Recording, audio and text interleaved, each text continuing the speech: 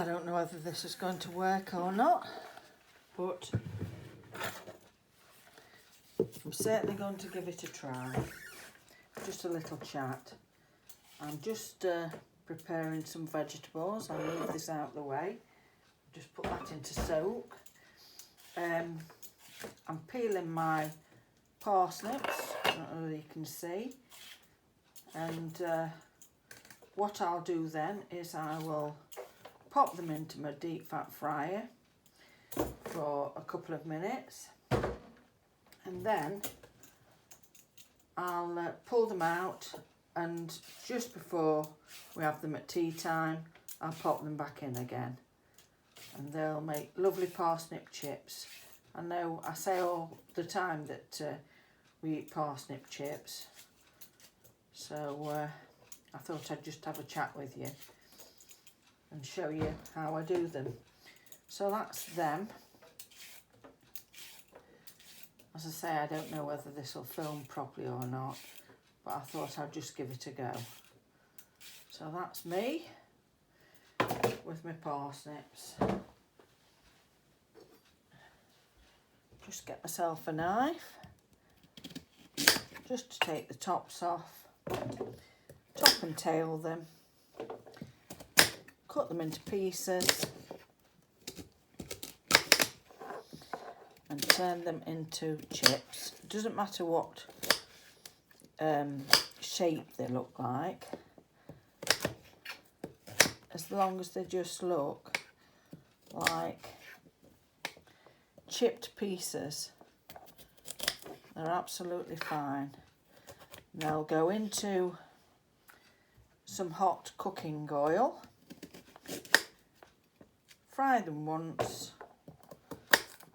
leave them in there, and then when it's time for tea I shall cook them again and they'll be lovely. And we have these as an alternative to potato chips, which in some countries I know they call them French fries, and they call what we call crisps, they're called potato chips. It's very confusing, but in my neck of the woods these are chips.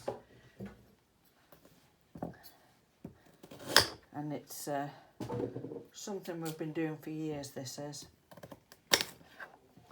We absolutely love them. We prefer them to potato chips, which is a tradition in this country, particularly fish and chips. Although nowadays it can be a little bit tougher because they're so expensive, fish and chips. But this will be lovely. Just seeing what vegetables I've got left.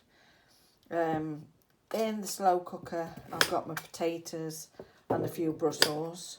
They'll be cooking nicely. And I'm going to process all my carrots.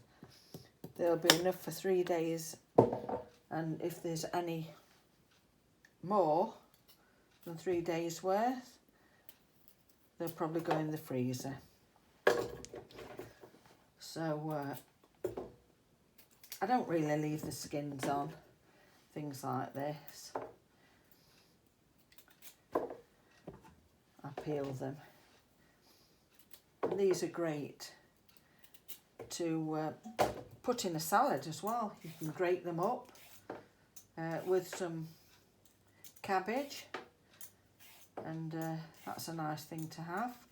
Or just grated carrot is lovely. Nothing better than carrots. And of course when we were little we were told to eat plenty of carrots because then you'll see in the dark. It's funny, isn't it? But this was out of the £1.50 little box, so I don't want to waste it. £1.50 little boxes, and also I think it was 7p bags of veg. It's only a bargain if you use it though. That's why I'm making myself today prepare all these vegetables. I'd rather be doing other things at times.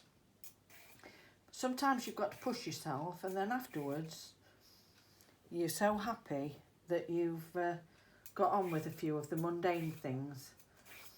but mundane things really. It's laughable. We ought to be grateful that we've got these things, didn't we? And these are available to all, or they have been, because they were so cheap at Christmas. It's just a matter of getting out there and getting them. A lot of things can be stored in sheds if you've got cold sheds. But I've got potatoes in the shed because they're from the allotment. So potatoes and apples, I've got them in the shed. The potatoes I wrap up individually in paper. And the potatoes, as long as they're dry and covered up, they seem to be all right.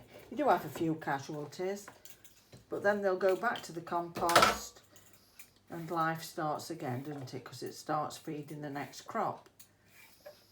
So I try not to throw my veg peelings away. The only time you'll see me throw them away is this time of year when we don't get down to the allotment as much. I might throw some of them away. But this morning I've got a pumpkin spare. So that's gone to somebody's chickens. Like I say, there's always somewhere where things can go. I don't know whether this is boring, but sometimes I can talk for England, so I feel as though I'm doing my little bit. Right, anyway, I won't bore you with any more, but I just thought I'd show you that sometimes you've just got to crack on. Right, bye.